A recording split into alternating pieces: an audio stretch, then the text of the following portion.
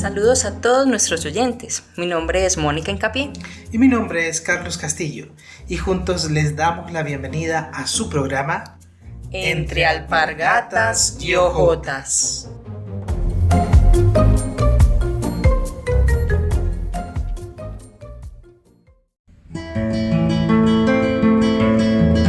Entre alpargatas y hojotas. Una conversación entre la cultura paisa y la cultura chilena. Bienvenidos.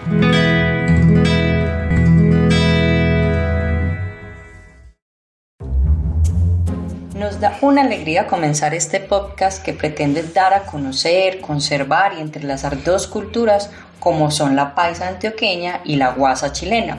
Ver en qué se parecen, en qué se diferencian y sus posibles orígenes. También hay que resaltar que este programa es de corte educativo-cultural. No buscamos ningún tipo de lucro. Este programa no pretende establecer verdades absolutas de la antropología, de la sociedad o las culturas que vamos a exponer, sino más bien que sea un lugar de participación y construcción del conocimiento entre ustedes como nuestros oyentes y nosotros como sus anfitriones. Claramente, Carlos, queremos motivar a los oyentes a interesarse y buscar más sobre los temas que veremos en cada programa. De allí que en cada episodio se darán a conocer libros, personalidades, obras musicales, sitios web y demás fuentes de información para aquellos oyentes curiosos e inquietos del conocimiento de las culturas paisa y chilenas sigan profundizando en ellas. Eso sí, no vamos a hacer a lo escuelita de doña Inés o doña Juanita, que deban hacer tareas, nada de eso. Solo queremos que ustedes, nuestros radioescuchas, aprendan y disfruten de este espacio, que puedan llevarse algo también de lo que aquí hablamos.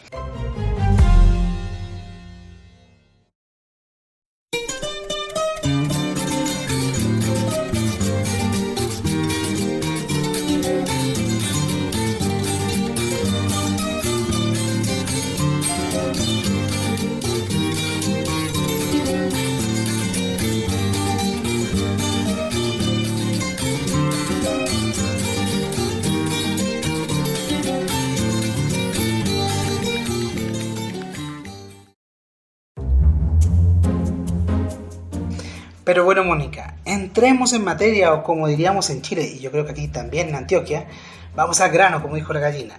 ¿Por qué muchos oyentes se estarán preguntando por qué el nombre del programa Entre alpargatas y hojotas?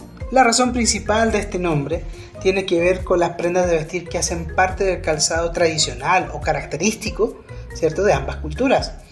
Por un lado, el calzado del arriero antioqueño, con sus alpargatas, y por otro lado, del campesino, el guaso chileno, con sus hojotas. Eso sí, no son las únicas vestimentas o calzado en este sentido de cosas, pero son las que mejor identifican a estas culturas. Ahora, ¿por qué el calzado?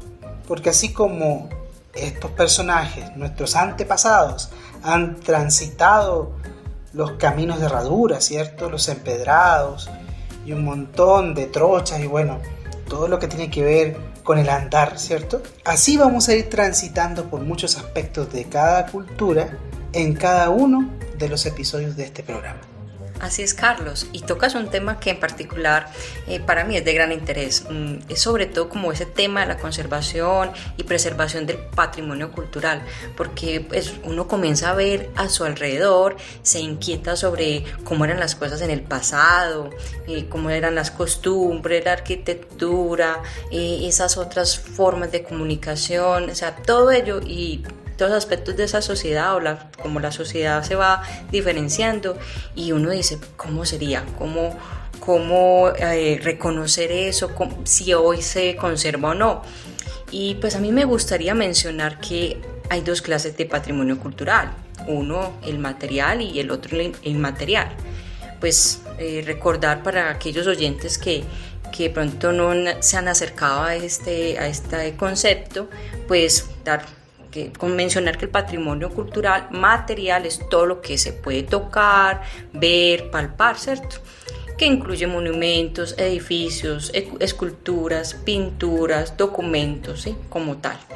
pero ya el inmaterial, ese que no se puede tocar, pero sí se puede observar de otras formas, incluye la música, la danza, la literatura, el teatro, las lenguas, las ceremonias religiosas y todas esas manifestaciones tradicionales que cada cultura, que cada sociedad va manifestando.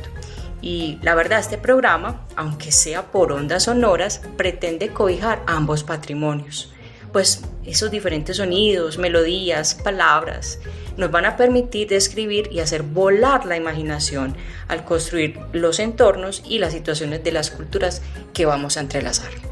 Pero debemos dejar algo en claro dentro de todo esto que tú hablas, que este programa no pretende hacer una exaltación excesiva o forzada de las características culturales de ambas regiones, o sea, la paisa antioqueña y la campesina o guasachilena, ni decir mucho menos que tal o cual es mejor que otra, o que ambas están por encima de otras culturas. No es la idea, para nada. Solo queremos dar a conocer qué rasgos caracterizan a cada una de ellas, incluyendo también aspectos que a veces no son muy románticos, o muy bonitos, o muy atractivos, la verdad, sino bien antes llevar a la reflexión de estos temas para mejorar nuestra cultura y por ende nuestro entorno.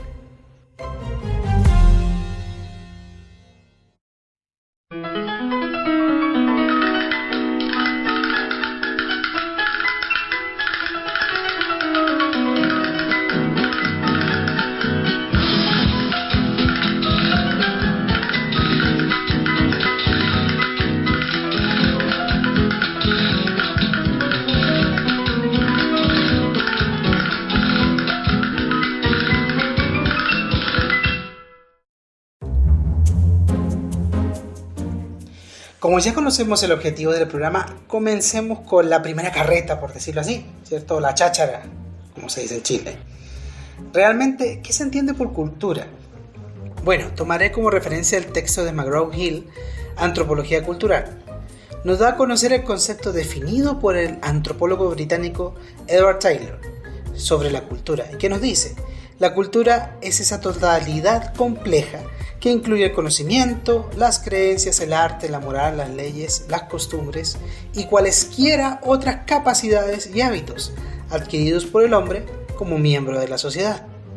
También otra interesante definición que da el mismo libro es de la antropóloga Leslie White, que define cultura como dependiente de la simbolización.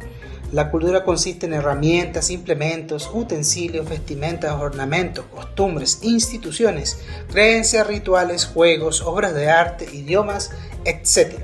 Para esta antropóloga, la cultura nace en cuando los seres humanos tuvieron la habilidad de usar símbolos. Esto es, originar y conferir significado a una cosa o un evento específico, y en consecuencia asimilar y apreciar estos significados. ¿Cómo así, Carlos? Entonces, pues según entiendo, podríamos decir que la cultura entonces es todo lo que compone una sociedad en sí. Es lo que respecta a todos esos ámbitos de su quehacer, desde lo más básico hasta lo más complejo, pasando por las costumbres, las organizaciones, las creencias, las expresiones artísticas de cualquier índole. Claro que sí. Ah, ok. Y también esas representaciones materiales y inmateriales, pues como lo mencionaba anteriormente, como parte de ese patrimonio de cada sociedad. Y bueno, entonces eso es lo que veremos en este programa al comparar las culturas paisa antioqueña con la del guaso chileno.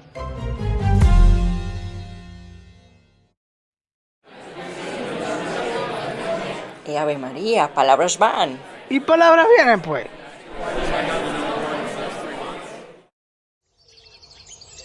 Pero bueno, Mónica, cuéntame, o cuéntanos a todos nosotros, ¿de qué se trata esta sección de palabras van y palabras vienen?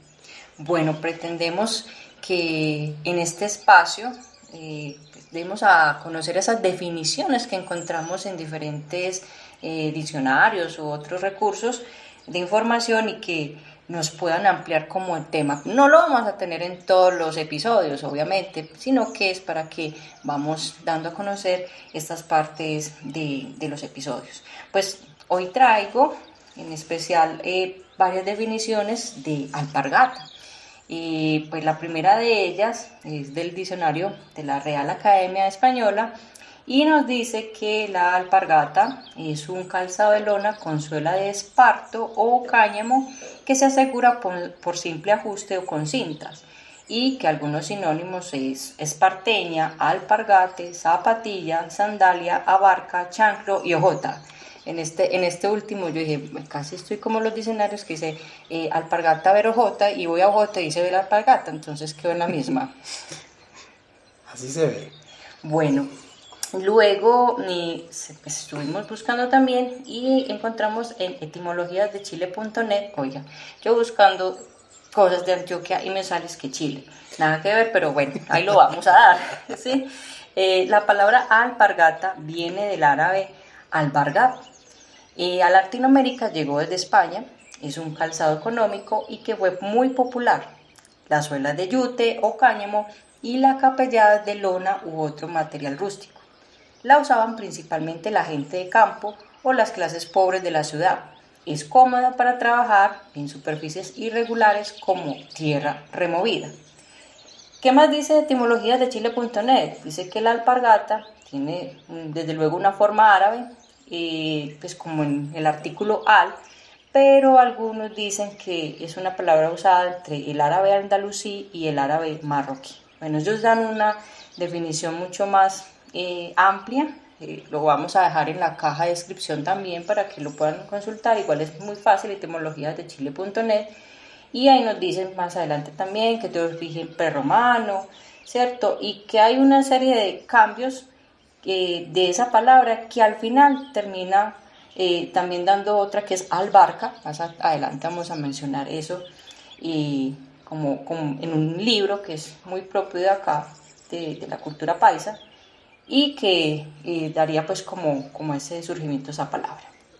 Ya entonces, otra fuente de información, no vamos a decir que Wikipedia es totalmente malita, pero es una forma de ampliar y llegar a otras fuentes de información o recursos. Pues en Wikipedia nos dice que la alpargata o esparteña es un tipo de calzado de hilado de fibras naturales como el algodón, pieles de animal, mimbre o lona con suela de esparto, pique o cáñamo, una mezcla de yute y caranday en Argentina y esparto en España y otros países, que se asegura por simple ajuste, un trozo de elástico cosido a la tela o con cintas, y que se usa principalmente en España, el sur de Francia y varias zonas de América.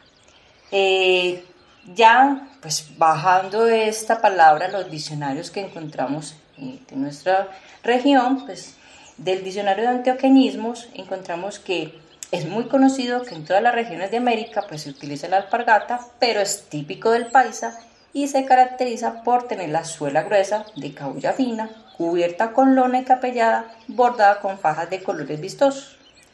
Y pues no vamos a dejar a un lado lo que es el testamento paisa. En él nos dice: los alpargates con suela de cabuya retorcida y capellada de algodón en hilos gruesos de colores blanco y gris oscuro. Del empeine a la punta de los dedos van 2 hilos gruesos rojos como adorno invariablemente. Al otro extremo de la capellada va una asa, ancha como un dedo y plana, que se ajusta detrás del jarrete, y de la cual se sujetan 2 cordones que han de atarse sobre el empeine. Antes de ir a mi definición, jarrete, por favor. Bueno, ¿qué es para ti, chileno, el jarrete? ¿Qué te imaginas? Para mí sería un jarro gigante, un jarrete, un jarrote, no sé. Bueno, el jarrete para nosotros ahí es el talón, ¿cierto? Por eso dice que ahí se ajusta un asa, como una parte de la alpargata, para que no se vaya pues como a salir el calzado. Perfecto. Ahora empiezo yo con la ojota. Me costó encontrar algunas cositas, pero la verdad, sí se encontró algo. Bueno, pero ojota, a mí me suena la ojota como alguien de ojos grandes. No sé, o esa persona en general, hombre o mujer, esa persona es muy ojota, tiene muchos ojos. Vamos a ver qué nos dicen las definiciones, porque es importante saber de qué palabra viene, ¿cierto? Sí. Entonces encontré en el diccionario de Americanismo de la RAE lo siguiente: ojota, del quechua usuta. Esto se conoce en Colombia, en Ecuador, en Perú, en Bolivia, en Chile, en Paraguay, en Argentina y en Uruguay. Calzado tosco, a manera de sandalia hecho de cuero o de filamento vegetal, que usaban los indios del Perú y de Chile, y que todavía usan los campesinos e indígenas de algunas regiones de América del Sur.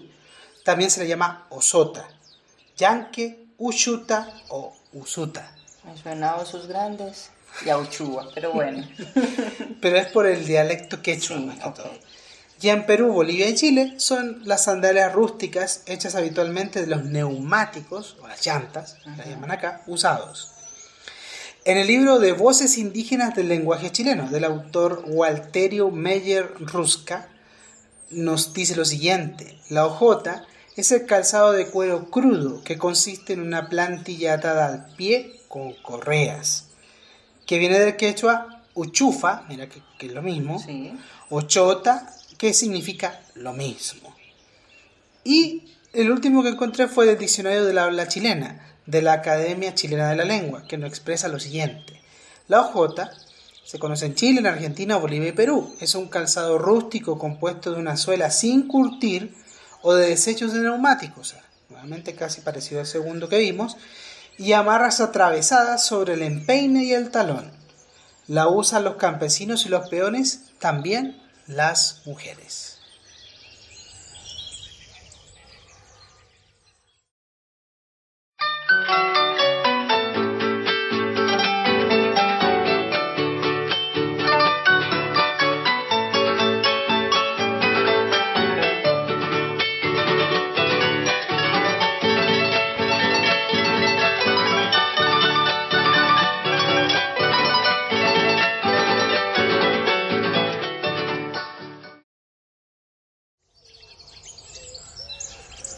Bueno, después de escuchar las diferentes definiciones de alpargatas y hojotas, pues ¿por qué no hablamos, Carlos, de esos orígenes, los materiales que utilizan principalmente los artesanos para la elaboración de este tipo de calzado y usos y otros datos curiosos que encontramos sobre ellos?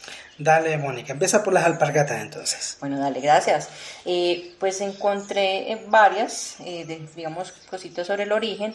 Una de ellas es una revista, un magazine de moda, y se cree que la alpargata, imagínate tú, que tuvo origen de la sandalia egipcia, ¿sí? Vea, pues. Y que luego los romanos se inspiraron en ellas y la modificaron, hicieron una pantufla cubierta para proteger el pie del sol y el calor. Ya por ahí en el año 1322 se encontró un documento redactado en catalán que describe las alpargatas esparteñas, ¿sí? Y las menciona tal cual con el nombre actual, que es en catalán. La describen, ¿cierto? De un cordel trenzado, era de cáñamo o esparto y pues ahí viene su nombre valenciano y catalán. Pero imagínate, tenían un inconveniente esos tipos de materiales, imagínate. ¿Qué crees tú? Yo creo que la humedad, porque, no sé, la lluvia, se mojaban los pies, Sí, me imagino. pues, sí, cuando entraban estas alpargatas en contacto con la humedad, pues era necesario cambiar el calzado a menudo. Entonces, siempre había que tener al hombro, en grandes caminatas, unas alpargatas de reserva. Vea, pues. Ya en otra fuente, que es el periódico de La Razón.es, España, dice que se remonta también a la parte egipcia, también menciona a los romanos, que pues ya mencionamos, pero se dice que el registro más antiguo en América de una alpargata es parte de una colección de artículos de la cultura Anasazi en Nuevo México, Estados Unidos. Y cierto es quizás este desarrollo en el norte de España, ya pasando pues a otro lugar geográfico, que hace que convierta esta indumentaria como parte de los trajes típicos de la zona. Y ya en una página muy curiosa me encontré, venden alpargatas, oiga, más bonitas, hombre, mujer, niño, o sea, súper bonitas. Y ellos mencionan que los orígenes de la alpargata se remontan al Mediterráneo, donde eran usadas por agricultores y campesinos como un zapato práctico y cómodo. El diseño del calzado era simple y funcional, presentaba una suela plana y materiales livianos que permitían que el pie respirara en climas cálidos, ¿cierto? Entonces era ideal para esos climas. Y ya en el siglo XIV, las alpargatas se hicieron populares en la aristocracia española y las usaban como una alternativa, sí, las botas, imagínate un verano y esas botas, No, el qué pie, calor. ¿cierto? Hay que dejar que el pie tenga su respiración y pues lo usaban para hacer este cambio. También pues habían unos decorados, unos encajes bordados e incluso metales preciosos, o sea, le ponían adornitos y los convertían en un símbolo de estatus y riqueza. Ya en el siglo XIX, esta misma página de griegos.com nos dice que las alpargatas se hicieron populares en Francia, donde las usan artistas e intelectuales. Los zapatos eran vistos como un símbolo de cultura bohemia y a menudo lo usaban los pintores, escritores y poetas. Por eso en algunas pinturas vemos a ellos con las alpargatas. Ahora Sí. entiendo, ahora entiendo. Sí. Y ya pues a principios del siglo XX pues las alpargatas se hicieron populares en los Estados Unidos, donde se vendían como zapatos de verano cómodos y elegantes y se comercializaron como una alternativa práctica de los pesados zapatos de cuero y fueron pues populares en los que van a vacacionar y los que van a la playa. Y Vea. bueno, ¿y vos qué encontraste del origen de las hojotas? Uy, está difícil porque no hay un origen muy documentado que digamos, pero encontré algunas cositas. El origen de las hojotas, al menos aquí en Sudamérica, ¿ya? Se remonta a la cultura inca. ¿Ya? Sí. En Chile al menos se ve en los pueblos que negociaban con los incas, sobre todo con los diaguitas y los aymaras, que son indios del norte de Chile. Okay. Ahí vemos las primeras influencias, o mejor dicho, las primeras hojotas que eran normalmente de fibra. Estamos hablando de un lugar desértico donde no llovía, entonces no tenemos ese problema de poder mojarse esa hojota, ¿ya? Y estas vestimentas se incluyeron dentro de la vestimenta del campesino, ¿ya?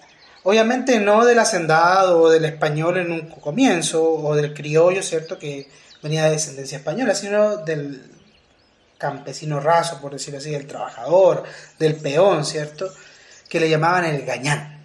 ¿Ya? Gañán. Gañán, sí.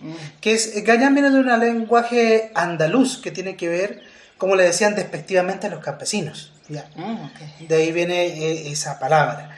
Y que se dedicaba a las labores netamente de la tierra, que es realmente donde viene el auténtico roto o guaso chileno, ¿ya? Normalmente la vestimenta que acompañaba a la hojota eran espuelines pequeños, que se usaban en el talón amarrada al pie, como decoración o para la montura a caballo, porque los espuelines se usan para motivar al caballo para que pueda correr más rápido, ¿ya? Y sobre los materiales, originalmente las hojotas eran de cuero crudo y se entrelazaban correas alrededor de los pies. También habían hojotas de fibras vegetales, ¿ya?, que conservan la misma forma, o sea, como una especie de sandalia, ¿cierto?, que se amarra con estas fibras. Una plantilla atada o cosida con pequeñas correas alrededor del pie. Las hojotas, con la modernidad y la llegada de la industrialización, sufren algunos cambios. Llega la llanta, ¿cierto?, y el campesino, como siempre, aprovechando todo, ¿cierto?, Sí, claro. empieza a hacer hojotas de estas llantas, sin olvidar las hojotas de cuero, porque todavía se utilizan, ya que esta era más resistente, era más fácil de obtener, ¿cierto? Y obviamente esto, ¿por qué pasó? Porque imagínate en los lugares rurales donde no tiene zapatero, donde no hay fábrica de zapatos, ¿cierto? Ya está muy entrado el siglo XX, o sea, no estamos hablando de algo que podríamos decir, esto ocurrió hace 50 años, no, hasta el día de hoy se utiliza, imagínate. Entonces, era fácil. Uno tenía una llanta vieja, ¿cierto? Sí.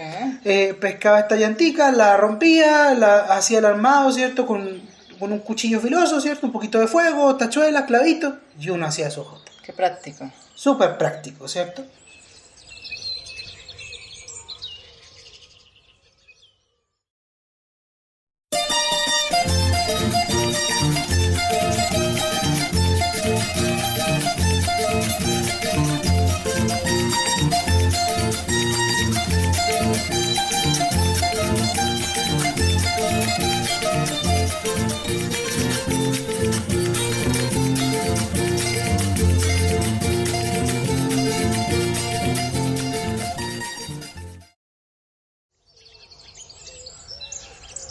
En cambio, mira que yo de los materiales de las alpargatas encontré pues varias cositas otra vez. En la revista que ya había dicho de moda, pues menciona las fibras naturales como algodón, pieles de animal, mimbre, lona, con suela de esparto, fique o cáñamo, o una mezcla de yute y caranday. Estos últimos son fibras vegetales. Las alpargatas también se fabrican empleando reata, fique, yute, ¿sí? Y pues todo lo que son las técnicas ancestrales de las comunidades indígenas, haciendo esto que un calzado muy liviano y con un buen agarre al suelo. Bueno, y en cuanto a los usos de las alpargatas, encontré que pues tradicionalmente hacen parte de los trajes típicos. Uno ve las imágenes, las fotografías de los diferentes países de América, de la península ibérica y del sur de Francia, y uno dice, viste, y sí, se parece, porque es que todas tienen una misma forma de fabricación. Y pues concretamente en España su uso estaba especialmente extendido en territorios como Aragón, Cataluña, la Comunidad Valenciana, ¿cierto? Y así como las de origen castellano, como la región de Murcia. Entonces ahí también estaba presente. También es tradicional en el país del sur de Francia que se llama Occitania, y pues ahí tenían un gran centro de producción. Realmente también se encuentra, ¿sí?, en un país, oiga, que tenemos una relación, y es un tema que vamos a hablar más adelante, el País Vasco, Navarra y País Vasco francés, porque tenemos una relación, ¿cierto?, ese País Vasco con la región antioqueña. Entonces ahí también usaban las alpargatas. La parte también, ya pasando a Latinoamérica, pues en Argentina como en Uruguay, se adoptó las alpargatas para los trabajadores rurales, en sustitución de la bota de potro. Entonces, lo que tú decías, le ponían adorno de espalines, bueno, aquí no le ponían, pero lo cambiaban, ¿cierto? Para dejar, digamos, descansar, digo yo, el pie. Sí, lo que pasa es que, un dato, la bota de potro es bastante pesada y es larga. Entonces, imagínate en un lugar para trabajo de campo en pleno verano, o sea, te impide caminar, en tema del barro, entonces, muy buena opción sí, de uso. Sí, imagínate entonces. Y pues esta parte de la vestimenta es humilde, ¿cierto? Esa humilde prenda se convirtió infaltable para los dos sexos, ¿cierto? Hombre y mujer, y que era compañera inseparable de la bombacha, de esa parte pues del traje típico de estas dos regiones. En Argentina ha quedado pues como aparatos culturales, indumentaria de jornaleros o vestimentas. Aquí pues en Wikipedia me decía irreverente, no sé a qué será la irreverencia, si alguien nos escucha de Argentina que nos explique por qué será irreverente, y que ha pasado a ser un calzado realmente barato y de uso diario de los gauchos y paisanos, ¿cierto? Y aunque es un frecuente su uso, pues por la comodidad y lo liviano de este calzado, y lo usan la mayor parte de la población cuando está de vacaciones, siempre en zonas cálidas del país. Y en cambio, ya en Uruguay, donde son de uso rural y artístico, así como en Chile y Perú, sí, en verdad, sí, en Chile sí usan las alpargatas, sí. Como así. Normalmente como vestimenta alternativa. Y sí, se usa mucho, la gente de dinero sobre todo la usa mucho para los trajes, para eventos, pero son más como para verano, la verdad. Sí, es como la característica de este tipo de calzado. Sí, claro, inclusive yo recuerdo que cuando niño uno usaba también en la ¿llegaste casa. a usar alpargatas? Sí, son bastante cómodas. Quizás no son tan rústicas como las antioqueñas, o quizás son un poquito más modernizadas, pero es el mismo concepto. Entonces, miren, Uruguay, Chile y Perú lo usan rural y artísticamente, ¿cierto? También para ir en la playa en verano o actividades al aire libre, por nuevamente toda esa comodidad y esa frescura en el pie. Y que en Uruguay se le denominan como rancheritas, las rancheritas. Okay. No es que canten rancheras, pero bueno.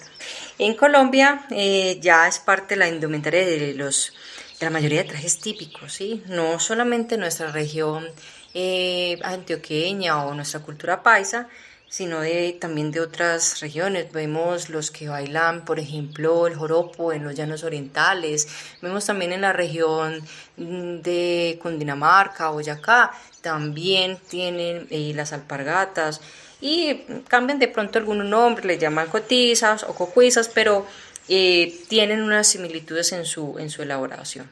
Y pues dice nuevamente esta revista de moda, dice que los cronistas cuentan que las alpargatas fueron traídas durante la conquista por los misioneros, quienes buscaban comodidad para sus largas jornadas de evangelización. Y la diferencia con el calzado indígena del altiplano cundiboyacense, que hoy se conoce, ¿cierto?, como Boyacá y Cundinamarca, era el uso de la capellada, ¿sí?, lo que cambiaba, esa parte superior de la alpargata que sirve para asegurar la suela al pie. Entonces, hasta donde se puede saber, pues no, la capellada no existió en el calzado de los pueblos indígenas americanos, sino que la suela se sujetaba al pie por medio de cuerdas o correas, y su uso fue presionado, pues ese cambio, por la necesidad de los colonos que vinieron de continuar con sus tradiciones en el vestuario, y ante la inexistencia de industria del calzado de cuero, pues tuvieron que adaptarlo al modelo de la alpargata occidental, ¿sí? Y pues adaptarlo con lo que encontraron aquí en América. Y pues un último, en Venezuela es un calzado ligero también, cómodo, apropiado para el clima tropical, usado por sobre todo los guajiros, aunque también la alpargata pues, se usa en los llanos venezolanos y en zonas rurales de ese país. Encontraste bastante información. Sí, muy bastantísimo. buena.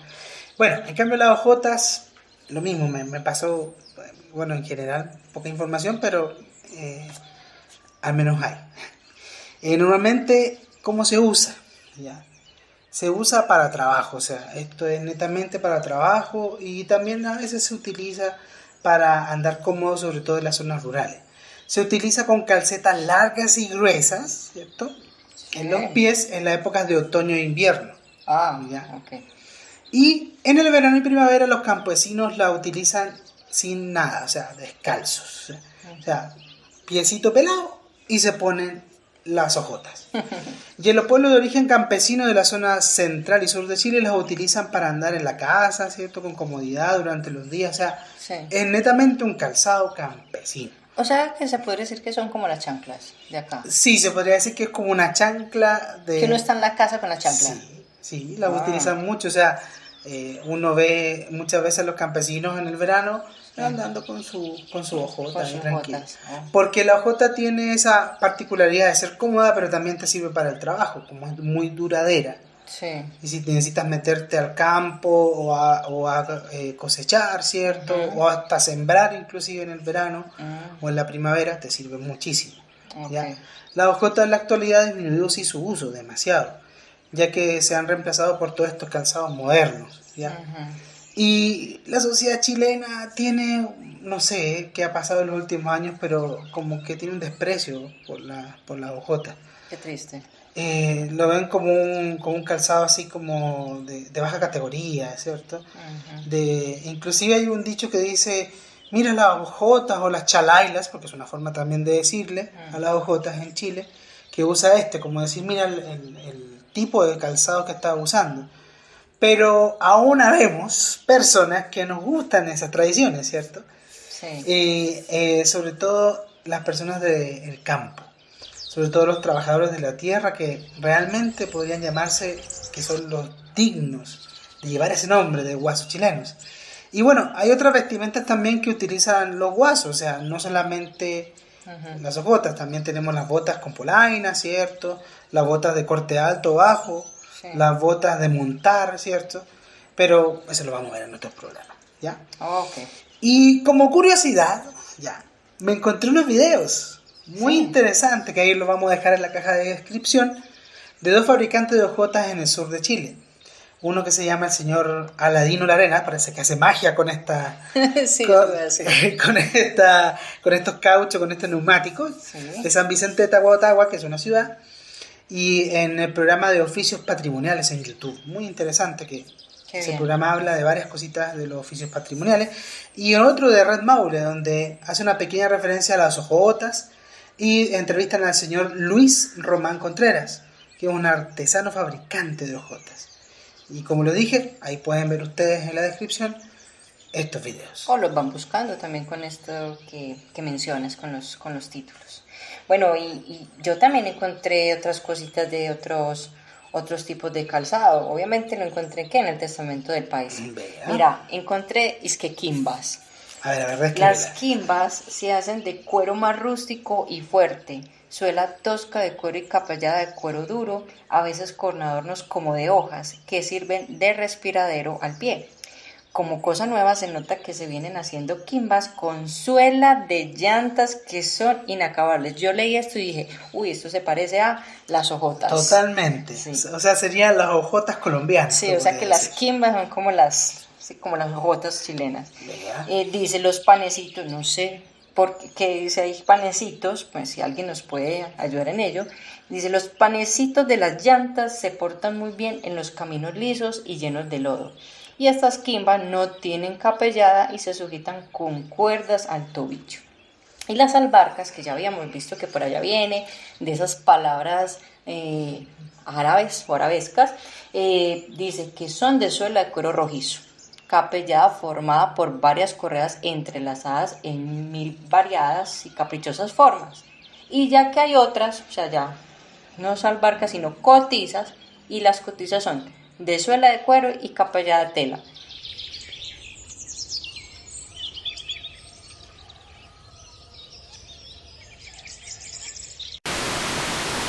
Oye, Mónica, ¿cómo crees que nos fue en este primer episodio? No sé, yo creo que bien.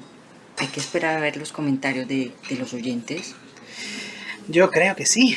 Y a propósito, ¿de qué vamos a hablar en el segundo episodio, en el que viene? Pues sería bueno aclarar eso de país antioqueño y lo de guaso chileno. Pues de pronto hay confusiones, los oyentes se pueden confundir, no sé. Sí, tienes razón, puede ser un buen tema.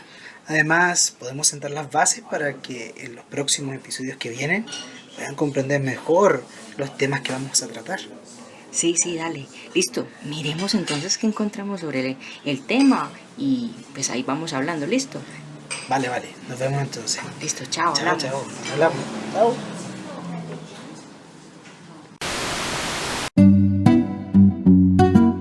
Te confieso, Carlos, que hoy aprendí mucho sobre este tema. Yo también. Y esperamos que a nuestros oyentes les haya pasado lo mismo. Así es, y para finalizar queremos invitarles a que nos escriban dándonos sus comentarios, sugerencias y aportes al correo electrónico alpargatasyhojotas@gmail.com y al WhatsApp más 57 319 463 8704. Además, puedes escucharnos en archive.org. Lo voy a deletrear, es archive.org con el nombre de Entre Alpargatas y Hojotas, y en nuestro canal de YouTube, en el Instagram, nos puedes encontrar con el mismo nombre, donde puedes ver próximamente cápsulas temáticas, videos e imágenes relacionadas con los temas que vamos a tratar en los siguientes episodios. Agradecemos entonces su atención y nos vemos en el próximo episodio. No se lo pierdan. Por el día de hoy nos quitamos las alpargatas y las hojotas. Nos volveremos a encontrar en el próximo programa. Hasta pronto.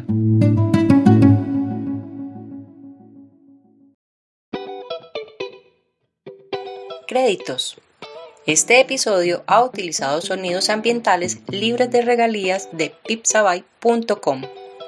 Para mayor detalle de las fuentes de información mencionadas y consultadas, diríjase a la caja de descripción.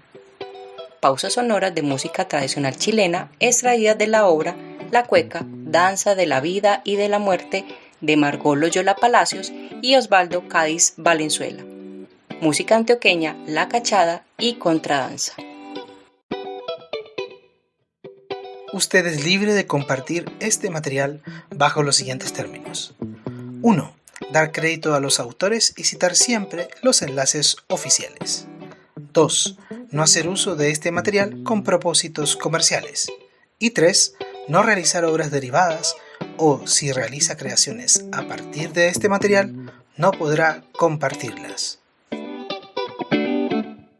Programa realizado en Medellín, Colombia, por Mónica Hincapié y Carlos Castillo, año 2024.